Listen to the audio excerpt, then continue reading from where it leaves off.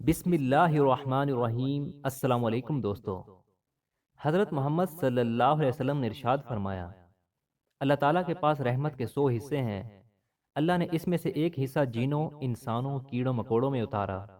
اسی وجہ سے وہ آپس میں ایک دوسرے سے نرمی اور رحم کا معاملہ کرتے ہیں، اور اسی وجہ سے جانور اپنے بچے کو پیار کرتے ہیں۔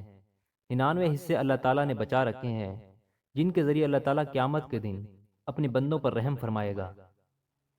نبی اکرم صلی اللہ علیہ وسلم نے ارشاد فرمایا، ہمارا پروردگار بلند برکت والا ہے۔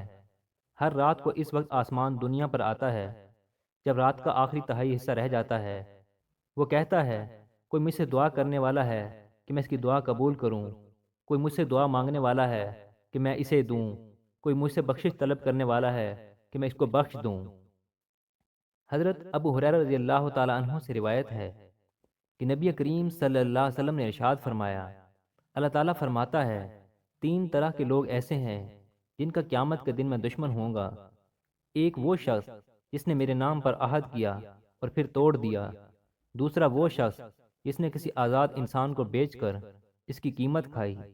تیسرا وہ شخص جس نے کوئی مزدور اجرت پر رکھا، اس سے پوری طرح کام لیا لیکن اس کی مزدوری نہیں دی۔ اگر آپ ہمارے اس چینل پر نئے ہیں تو اس چینل کو سبسکرائب کریں اور اس ویڈیو کو صدقہ جاریہ سمجھتے ہوئے آگے شیئر ضرور کریں۔